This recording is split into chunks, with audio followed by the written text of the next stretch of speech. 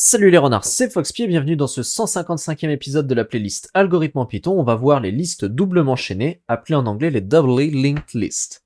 Ok, donc ce qui va différer par rapport aux listes chaînées, c'est que cette fois-ci, les nœuds qui vont constituer notre liste chaînée, eh bien cette fois-ci, ils vont faire référence aux nœuds qui les précèdent et aux nœuds qui les suivent. Donc regardez ici, nous avons une liaison entre le nœud 1 et le nœud 2, le nœud 2, le nœud 3, le nœud 3, le nœud 4, et le nœud 4 fait référence à rien, le nœud 1 fait référence à rien. Donc ici, le nœud 2 fait référence au nœud 1, et le nœud 2 fait référence au nœud 3. Le nœud 3 fait référence au nœud 2 et 4, le nœud 4 fait référence au nœud 3 et rien, le nœud 1 fait référence à rien et au nœud 2.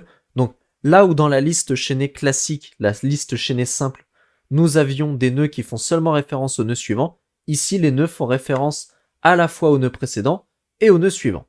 Alors que va-t-on voir dans cet épisode?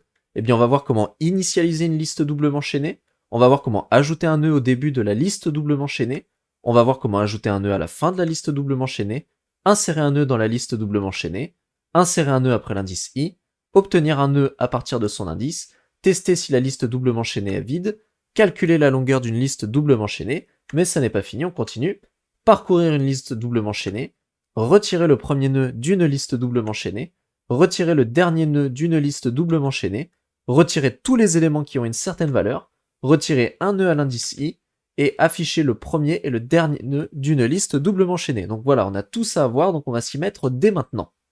On se retrouve sur Visual Studio Code, je suis ici dans le fichier node.py et on va créer la classe nœud, la classe node, qui va nous permettre tout simplement de représenter nos nœuds dans la liste chaînée. Donc j'y vais. Alors classe node, et là on va faire appel au constructeur, donc underscore underscore init underscore underscore, qui va prendre en paramètre self et data. Data c'est la donnée que va contenir le nœud. Self.underscore_item est égal à data, donc ça c'est la valeur de notre nœud. Si notre nœud contient la valeur 3, eh bien ça veut dire que data était envoyé en paramètre d'init avec la valeur 3. Ok. Self.next est égal à none, c'est-à-dire qu'au moment où l'instancier il ne fait référence à aucun autre nœud, et self.previous est égal à node, là c'est pareil, c'est pour le nœud précédent, previous ça veut dire précédent en anglais, c'est pour dire que il ne fait référence à aucun nœud qui le précède. Donc là, notre classe node, elle est terminée. Je vais juste mettre une petite docstring ici. Donc nœud d'une liste chaînée, voilà, comme ceci. Alors, qu'est-ce qui te plaît pas? Ah oui, tu veux un petit tab, hop, c'est parti. Donc là, j'enregistre, le nœud c'est bon, on va passer à la doubly linked list. Donc ici, il faut d'abord importer notre nœud. Alors, from node, import node. Sachez ici que node et doubly linked list sont dans le même dossier, comme vous pouvez le voir. Par conséquent, ici, je peux directement importer node, mais si vous avez des dossiers, sous-dossiers, etc., pensez à ajuster l'import de votre module en conséquence. Alors, je vais créer la classe doubly linked list, et elle va avoir un constructeur ici, donc def underscore underscore init self, et comme la liste chaînée classique, il va y avoir un premier nœud, donc self.first, l'attribut qui va pointer sur le premier nœud, pour le moment il est à none, et self.last, l'attribut qui va pointer sur le dernier nœud, pour le moment il est à none. Ok, alors nous avions dit que nous devions ajouter un élément au début de la liste doublement chaînée. Eh bien c'est ce que l'on va faire ici, on va créer une méthode qui va s'appeler addFirst, et qui va nous permettre d'ajouter un élément au début de la liste chaînée, donc def addFirst self item. Là, on va créer notre nœud en tout premier, donc node_item est égal à node, et on lui envoie en paramètre item. Donc rappelez-vous, dans le constructeur, nous envoyons notre donnée ici. Donc là, on envoie notre item lors de la création du nœud.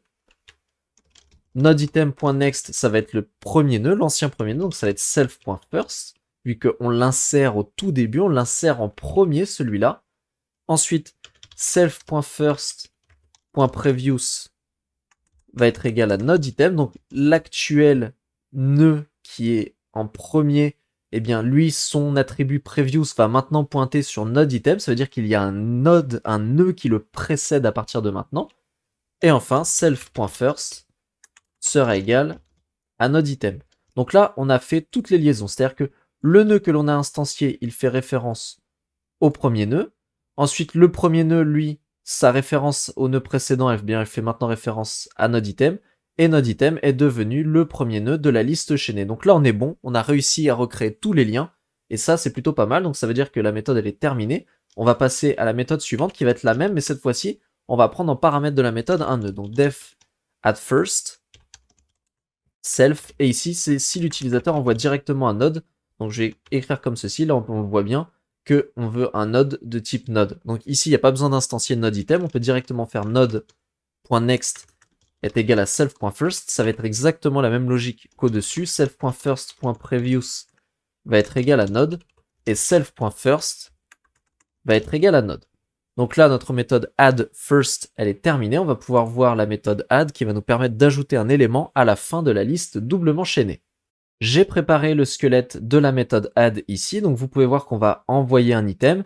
Et là, ici, on va avoir 3 structures conditionnelles. Donc on va tester si la liste doublement chaînée est vide. On va tester si la liste doublement chaînée ne contient qu'un seul élément. Et on va tester si la liste doublement chaînée contient plus d'un élément. Et suivant ces structures conditionnelles, eh bien, pour ajouter un nœud, il va falloir que l'on opère à des petites modifications. Donc commençons par la première structure conditionnelle, si la liste doublement chaînée est vide. Alors comment on teste ça? Eh bien c'est très simple. Si self.first est égal à none, donc si self.first ne contient aucun nœud, ne pointe sur aucun nœud, c'est que la liste chaînée est vide. Et là, on va instancier un nœud, donc self.first va être égal à node item, et self.last va être égal à self.first. En effet, s'il n'y a qu'un seul nœud dans notre liste doublement chaînée, alors self.first et self.last pointent sur le même nœud. En effet, ce nœud est à la fois le premier et le dernier. En parlant de ça, ça va être très intéressant ici pour construire la logique de notre structure conditionnelle. Comment tester si la liste doublement chaînée ne contient qu'un seul élément? Eh bien, si self.first est égal à self.last, donc si le premier est aussi le dernier, alors on sait que notre liste chaînée ne contient qu'un seul élément. À ce moment-là, self.last sera égal à node item, donc le nœud que l'on instancie à partir de la donnée que l'on a envoyée en paramètre qui est stockée dans la variable item. Self.first.next va être égal à self.last. En effet, avant il n'y avait qu'un seul élément, maintenant il y en a deux. Donc self.first va à présent pointer sur self.last qui sera le nœud suivant. Et self.last.previous, donc le nœud précédent self.last, et bien ça sera le premier nœud. Donc ça va pointer sur self.first. Ok. Si la liste doublement chaînée contient plus d'un élément, donc ça c'est le else. Ok. Alors on instancie notre nœud, current est égal à node item. On l'ajoute à la fin, donc il va falloir que self.last fasse référence à ce nœud. Donc self.last.next sera égal à current. Ok. Current.previous sera égal à self.last. Autrement dit, le nœud là que l'on ajoute à la fin, le nœud qui le précède, c'est l'actuel self.last, l'actuel dernier nœud. Et maintenant que ces liaisons sont établies, on peut changer l'actuel dernier nœud, self.last est égal à current. Et là, nous avons codé la méthode qui permet d'ajouter un nœud à la fin de notre liste chaînée. Donc ici, on va créer la méthode addNode, qui va être une méthode similaire, sauf que cette fois-ci, c'est comme si c'est un nœud qui est envoyé en paramètre de la méthode et non un item. Donc ici, hop, je vais remonter tout en haut, def addNode selfNode, et on va avoir ici exactement la même structure conditionnelle, c'est-à-dire qu'on va avoir si la liste doublement chaînée est vide, si la liste doublement chaînée ne contient qu'un seul élément, et on va avoir le else ici, donc le sinon. Ok. Alors, on va le refaire. Si jamais vous voulez vous entraîner, vous mettez sur pause et puis vous essayez de recréer la structure conditionnelle. C'est la même code dessus, voir si vous avez bien compris justement comment on repère ces différents statuts de la liste doublement chaînée. Donc, si self.first est égal à none, ça veut dire qu'elle est vide, et donc self.first sera égal à node, et self.last sera égal à node. Ok. Passons à la structure conditionnelle suivante. Sinon, si self.first est égal à self.last, donc si le premier est le dernier, donc s'il n'y a qu'un seul nœud dans cette liste doublement chaînée, alors self.last sera égal à node, self.first.next sera égal à self.last, et self.last.previous sera égal à self.first. Donc je réexplique vite fait, hein, même si c'est la même logique qu'au-dessus. Self.last pointe maintenant sur le dernier nœud, celui que l'on ajoute, celui qui est envoyé en paramètre de cette méthode. Self.first.next, alors rappelez-vous qu'il n'y a qu'un seul élément ici dans cette liste doublement chaînée. Donc maintenant le dernier nœud est le deuxième, donc self.first.next pointe sur self.last. Et self.last.previous, donc le nœud précédant le dernier nœud, c'est le premier. Donc self.last.previous pointe sur self.first. Ok.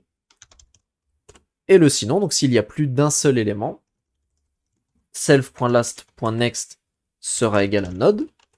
Ensuite, on va avoir node.previous qui va pointer sur self.last. Et enfin, self.last sera égal à node. Donc, on ajoute notre nœud à la fin. Donc, l'actuel dernier nœud va pointer sur ce nouveau nœud. Ok. Notre nœud, il pointe sur le nœud qui le précède. Le nœud qui le précède, c'est le dernier nœud. Donc, on pointe ici sur le dernier nœud. Et on change le dernier nœud. Self.last est égal à node à présent. Et là, notre méthode, elle est terminée. Donc, on a bien deux méthodes. Une qui permet d'ajouter un item et donc on instancie le nœud dans la méthode. Et une qui permet d'ajouter un nœud directement s'il a été instancié en dehors de la méthode. Donc là, on a de quoi ajouter des éléments ici dans notre liste chaînée, soit au tout début, soit à la toute fin. Ok. À présent, intéressons-nous à la méthode insert qui va nous permettre d'insérer un élément à un certain index. Ok. Donc je vais remonter un petit peu le code ici. Donc on va avoir une structure conditionnelle. Si l'utilisateur saisit un index négatif, donc là il va falloir lever une erreur. En effet, on ne peut pas accéder à un élément qui est un index négatif. Si l'utilisateur saisit un index supérieur à la taille de la liste doublement enchaînée, eh bien là c'est pareil, il va falloir lever une erreur. Et enfin, si l'utilisateur saisit un index correct, eh bien il va falloir insérer le nœud au bon endroit. Ok, première structure conditionnelle, donc si index est inférieur à 0, donc si l'utilisateur saisit un index négatif, on va lever une erreur index error, et on va lui dire the index can't be inferior to 0. Ok. Passons à la deuxième structure conditionnelle ici. Donc, sinon, si l'index est supérieur à self.length, alors self.length, on ne l'a pas encore codé, c'est la méthode qui permet de renvoyer la taille de la liste chaînée, on va la coder tout à l'heure. Ici, on va lever index error, et là, on va dire the index is bigger than the size of this linked list. Ok. À partir de maintenant, le else. Donc, i va être égal à 0, vous allez voir pourquoi après. Node est égal à self.first. Et tant que i est supérieur à l'index, alors on va faire i plus égal 1. Et node est égal à node.next. Donc, ce qui va se passer, i va démarrer à 0. Node va être égal à self.first. Donc, on va partir du premier nœud. Et là, on va boucler tant que i est inférieur à index et on va l'incrémenter de 1. Donc, quand i sera égal à index moins 1, il va être incrémenté de 1 et le nœud va passer au nœud suivant. Donc, on arrivera pile sur le nœud où il faudra procéder à une insertion et on arrivera pile ici à l'index sur lequel il faut procéder à une insertion. Donc, une fois que i possède la bonne valeur, node item sera égal à node de item. Donc là, on instancie notre nœud. Node item.next sera égal à node. Donc ça, c'est le nœud sur lequel on a atterri ici, le nœud qui est à l'indice i. Maintenant, il va passer à l'indice i plus 1. Donc pour l'insérer, notre nœud, notre node item qui va prendre sa place, eh bien, va faire référence envers node pour dire que c'est le nœud qui le suit à présent.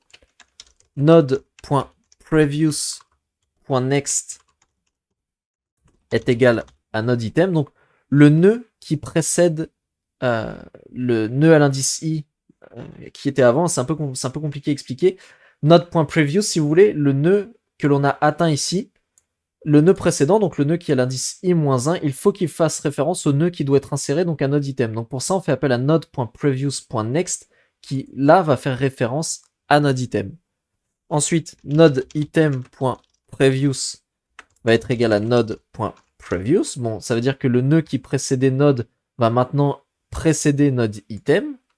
Et enfin, node.previous va être égal à node item. Donc le nœud qui était à l'indice i maintenant, eh bien lui il est à l'indice i plus 1 et il va faire référence, le nœud qui va le précéder, ça va être node item. Donc on change ici son attribut previous, il fera référence à node item. Ok.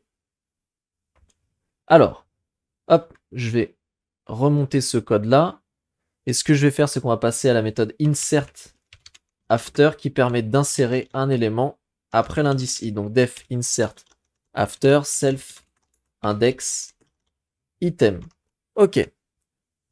Alors, on va avoir plusieurs conditions ici.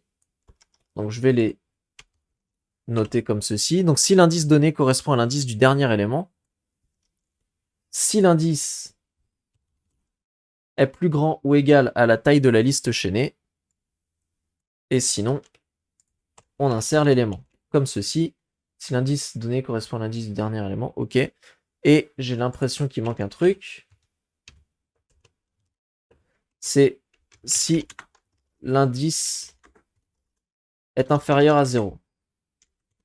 Ok, donc ce qu'on va faire, c'est que comme ça c'est égal à ça, on va tout simplement le mettre ici. Voilà, donc si index est inférieur à 0, on raise un index error. Là, si l'indice donné correspond à l'indice du dernier élément, ça veut dire qu'on veut ajouter un élément après le dernier. Donc, si index est égal à self.length moins 1, rappelez-vous, hein, l'indice du dernier élément, c'est l'indice qui est à la longueur de la liste chaînée moins 1, c'est pareil pour les listes. Et donc là, on va faire tout simplement self.add item, donc faire appel à notre méthode qui permet d'ajouter un nœud à la fin de la liste chaînée. Alors ça sera plutôt un elif. Ensuite, sinon, si l'index est supérieur à self.length, donc là, ça va être comme au-dessus, on va pouvoir lever une erreur, c'est-à-dire que on ne peut pas insérer un nœud ici à un index qui est supérieur ou égal à self.length. Et enfin, le else, alors c'est juste en dessous, j'ai mis le commentaire, le else, et là on va pouvoir insérer notre nœud, donc ça va être la même logique que précédemment. Donc je vais remonter ça. Ça va être i qui est égal à 0, node qui est égal à self.first. Ici on va garder en mémoire previous node qui va être égal à none. Donc tant que i est inférieur à l'index, alors i plus égal 1 et node est égal à node.next. Donc ça change pas, je le réexplique pas pour le moment. Je vous invite, si jamais vous n'avez pas bien compris, à revenir sur la partie où je l'explique pour la méthode précédente. Et ensuite, on va faire donc node_item est égal à node_item. Donc on instancie notre nœud. node_item.previous sera égal à node. Donc là, en fait, ça va être exactement la même chose qu'au-dessus. node_item.next sera égal à node.next. Node.next.previous sera égal à node_item. Et node.next sera égal à node_item. Donc là, pas besoin de vous inquiéter, c'est la même chose que précédemment. Donc pareil, hein, je vous invite à retourner écouter cette partie si jamais vous n'avez pas bien compris. Juste ici, j'ai des vestiges d'un vieux code. Hop, donc ça disparaît. Et on va pouvoir passer à la méthode suivante, donc la méthode getNode qui renvoie le nœud à l'indice index. J'ai préparé le code pour la méthode getNode, donc je vais remonter ici. Donc on va avoir une structure conditionnelle. Donc ici, l'utilisateur veut récupérer un nœud à l'indice index. Donc si la liste chaînée double est vide, alors il ne peut pas récupérer de nœud, donc on va lever un index error. Si l'index donné est plus grand que le nombre d'éléments qu'il y a dans la liste, alors il va y avoir un index error. Et puis, si l'indice est plus grand que la moitié du nombre d'éléments de la liste chaînée double, alors on va partir de la fin pour le rechercher. Ça, effectivement, c'est l'avantage de la liste doublement chaînée comparée à la liste chaînée, c'est que si le nœud que l'on recherche, eh bien, son indice il est supérieur à la moitié, pour gagner du temps, plutôt que de partir du début de la liste chaînée, eh bien, on va partir de la fin puisqu'il y aura moins de distance à parcourir pour atteindre ce nœud. Ok? Ici, je me rends compte, je crois que j'ai encore oublié une petite condition. Si l'indice est inférieur à 0. Ok? Faut essayer de penser à tout, les utilisateurs ils sont un petit peu filous. Donc, on est parti. Alors, comme c'est la même chose que d'habitude, je vais faire encore une fois un copier-coller. Donc ici, je vais récupérer if index est inférieur à 0. Hop, on le met là. Si la liste chaînée double est vide, alors est-ce que... non, je n'avais pas ça, donc ça on va le coder. Alors, je remonte getNode. Donc, sinon si l'index est supérieur ou égal... Ah non, c'est pas celui-là. C'est si self... Si j'ai changé mes notes du coup, de length est égal à 0. Alors on va raise index error. This doubly linked list is empty. Alors on aurait pu utiliser la méthode isEmpty que l'on va coder tout à l'heure. Mais là pour le moment, comme elle n'est pas encore codée, j'utilise self.length. Sinon on aurait pu faire self.isEmpty, comme ceci. Voilà. List is empty. Alors si l'index donné est plus grand que le nombre d'éléments qu'il y a dans la liste. Donc là c'est si index est supérieur ou égal à self.length. Donc ça on le connaît aussi. Et maintenant si l'indice est plus grand que la moitié du nombre d'éléments de la liste chaînée double, on part de la fin pour le rechercher. Alors, Ça va être le else. Ça, c'est elif. Donc, on est parti. Alors. Non, c'est un elif ici. J'ai un peu de mal sur celle-là. Alors. Donc, elif index est supérieur à self.length divisé par 2. Ok. Donc, i va être égal à self.length de moins 1. Donc, on part de la fin de notre liste doublement chaînée. Node va être égal à self.last au lieu de self.first. Donc, on part du dernier nœud de la liste chaînée. Là, tant que i est supérieur à l'index. Donc là, ce n'est pas tant que i est inférieur à l'index, c'est tant que i est supérieur à l'index. Alors, on va faire i est égal moins égal 1. Donc, on va décrémenter i et node sera égal à node.previous. On sortira de la boucle quand i sera égal à index et du coup, on pourra renvoyer node. Et la dernière condition, c'est ça qui me perturbait, c'est que j'ai pas mis de commentaire. Donc la dernière condition, c'est si le nœud est dans la première moitié de la liste doublement chaînée, alors i sera égal à 0. Ensuite, on va voir node qui sera égal à self.first. Et là, ça sera la même chose que précédemment. Enfin, précédemment, je parle des méthodes précédentes. Tant que i est inférieur à index, alors i plus égale 1 et node est égal à node.next. Donc à chaque fois, on passe au nœud suivant et on renvoie node. Donc là, la méthode, elle est terminée. Juste pour info, nous aurions pu faire ce système ici de si l'indice est plus grand que la moitié du nombre d'éléments. Ça, nous aurions pu le faire pour l'insertion ici. Là, je ne l'ai pas fait. Ça peut être un bon exercice d'insérer un élément en partant de la fin si jamais l'indice qui est donné en paramètre ici de la méthode est supérieur à la moitié de la taille de la liste doublement chaînée. Ok. Donc, je vais coder la méthode isEmpty maintenant. Donc, isEmpty self. Tac. Ça, je vais le remonter. Et donc, la méthode isEmpty, c'est très simple. On va tester si elle contient self.first. Donc, return self.first est égal à none. Si self.first n'est pas défini, alors on sait que la liste chaînée est vide. Si il est défini, cela veut dire que la liste chaînée n'est pas vide. On va coder la méthode length ici. Donc, def length self. Donc, ça va renvoyer la taille de la liste chaînée. Node va être égal à self.first. I va être égal à 0. Tant que node n'est pas nul, donc while node is not none, à ce moment-là, on va faire node est égal à node.next. Donc, on va aller au nœud suivant et on va incrémenter i. Donc, finalement, ça va compter le nombre de nœuds qu'il y a dans notre liste doublement chaînée. Et on renverra i. I indiquera ici la taille de la liste doublement chaînée. À présent, on va voir la méthode traverse list qui va nous permettre de parcourir la liste chaînée et d'afficher ses éléments. Alors comme elle n'est pas très intéressante algorithmiquement parlant, bien je l'ai déjà définie ici et puis on va juste la lire ensemble.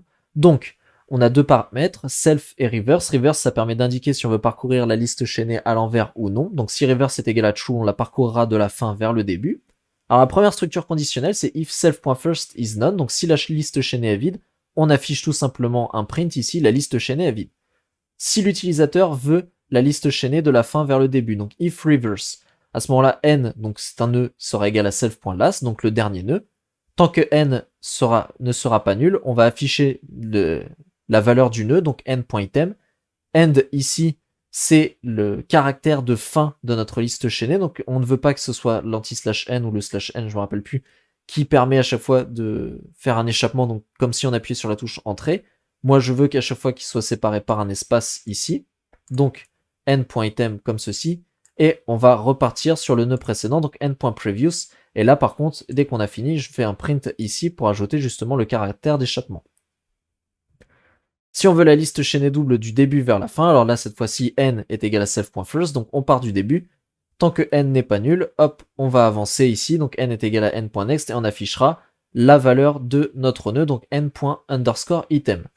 Ok, donc ça c'est bon, c'est fait. On va voir la méthode à présent qui nous permet de retirer le premier nœud de la liste doublement chaînée.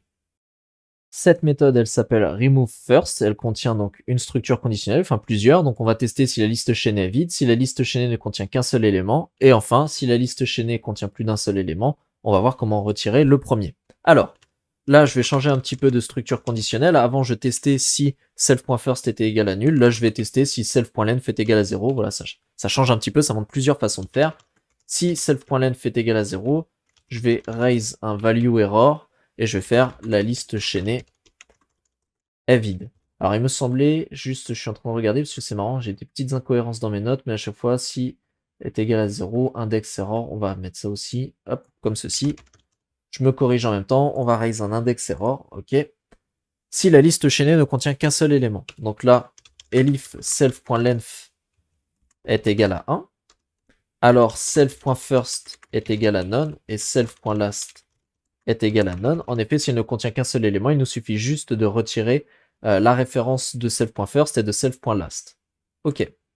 Sinon, eh bien self.first sera égal à self.first.next et self.first.previous sera égal à none. Donc ici, le premier nœud disparaît, c'est le deuxième. Donc self.first, ça devient self.first.next. Donc le nœud auquel faisait référence l'ancien premier nœud. Et maintenant, le nouveau premier nœud, lui, sa référence, on la retire. Enfin, sa référence au nœud précédent, on veut que ce soit égal à none. Donc là, c'est tout ce qu'il y a à faire. On a retiré le premier nœud. On va voir comment retirer le dernier avec la méthode remove last. Donc ici, ça va être exactement la même chose. Donc ça, je vais le copier-coller. Si self.length est égal à 0 et sinon si self.length est égal à 1, je vais remonter ça. Hop, comme ceci. Et maintenant, ça va être à peu près la même logique ici dans le else. On va avoir self.last qui sera égal à self.last.previous. Et on va avoir self.last.next qui sera égal à none. Alors j'explique. Self.last sera égal à self.last.previous, donc l'actuel self.last qui fait référence à l'avant-dernier nœud, eh bien c'est cet avant-dernier nœud qui va devenir le dernier nœud, et ce nouveau dernier nœud, qui était l'ancien avant-dernier nœud, eh bien lui, après, ne fera référence à rien. Et donc ça va le faire devenir officiellement le dernier nœud de cette liste doublement chaînée. Donc, maintenant que c'est fait, on va pouvoir coder la méthode remove qui permet de retirer tous les éléments qui ont pour valeur item. Donc item, c'est la valeur qui sera envoyée en paramètre de la méthode remove. Je vais remonter ça. Alors, première condition, donc ça c'est une condition qui ne change pas. Si la liste doublement chaînée est vide, donc là on fait if self.length est égal à 0 et si c'est le cas, on va raise un index error, la liste chaînée est vide, et maintenant on va passer à la boucle principale de l'algorithme. Donc on va partir du premier nœud, donc node sera égal à self.first, et là tant que node n'est pas nul, donc while node is not node, on va procéder à des vérifications.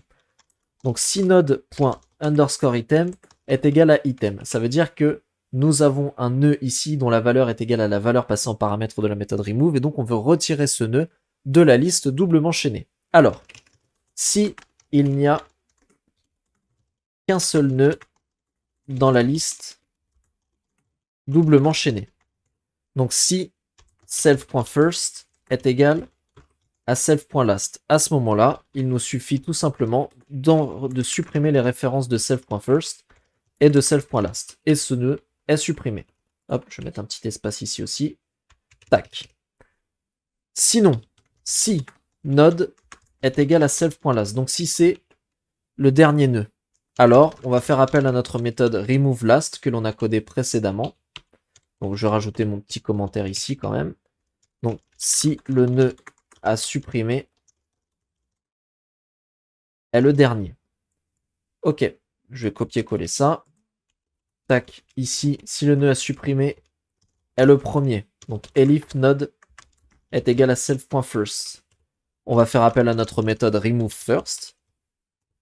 Et sinon, eh bien là, c'est très simple, node.previous.next sera égal à node.next. Alors, qu'est-ce que ça signifie? Node, c'est le nœud actuel sur lequel on est. Node.previous, c'est le nœud juste avant. Eh bien, il faut que ce nœud ne fasse pas référence au nœud qui contient la valeur de l'item, puisque si on supprime la référence, à ce moment-là, le nœud disparaît de la liste chaînée. Alors, il faut savoir que dans la liste doublement chaînée, il y a deux références. Il y a la référence ici avec previous, et il va y avoir la référence du nœud suivant, qui lui fera... Ah, c'est compliqué à expliquer, en fait. Il faut que les deux nœuds qui l'entourent ne lui fassent plus référence. Donc il faut que node.previous.next ne fasse pas référence au nœud et que node.next.previous ne fasse pas référence au nœud. Donc pour ça, node.next.previous soit égal à node.previous. Donc, comment expliquer ça avec un exemple? Oui, on va faire 1, 2, 3. admettons que je veuille supprimer le nœud 2, ok? Eh bien, pour supprimer le nœud 2, il faut que le nœud 1 ne fasse pas référence au nœud 2 et il faut que le nœud 3 ne fasse pas référence au nœud 2. Cette ligne-là supprime la référence du nœud 1 envers le nœud 2 et cette ligne-là supprime la référence du nœud 3 envers le nœud 2. Ok? Donc ça, c'est bon pour la méthode remove. On va passer à la méthode pop qui permet de retirer un élément à l'indice index. Mais juste avant, je vais rajouter une petite ligne de code ici, donc qui est node est égal à node.next. En effet, il faut que l'on puisse passer au nœud suivant ici dans la boucle, sinon ça va faire une boucle infinie. Ok, donc la méthode pop ici, alors la méthode pop elle permet de retirer un élément à l'indice index. Si l'index donné par l'utilisateur est négatif, donc ça on l'a déjà codé, si l'index est supérieur à est inférieur à 0, alors on raise un index error. Si l'index est supérieur à la taille de la liste doublement chaînée, alors on raise un index error. Et maintenant on va s'attaquer aux conditions. Donc si la liste doublement chaînée ne contient qu'un seul élément, donc si self.first est égal à self.last, nous aurions pu également mettre si self.length est égal à 1. À ce moment-là, self.first est égal à none et self.last est égal à none. Ok. Sinon, si l'index est égal à 0, donc elif index est égal à 0, à ce moment-là, on va faire self.remove first. On va retirer le premier élément. Si l'index est égal à l'index correspondant au dernier élément, donc si index est égal à self.length moins 1, et bien là, on va retirer le dernier élément, donc on va faire appel à notre méthode self.removeLast. Et sinon, et bien là, c'est très simple, on va faire i est égal à 0, on va faire node est égal à self.first, ensuite, on va parcourir nos nœuds, donc tant que i est inférieur à index, alors i plus égale 1, et node est égal à node.next.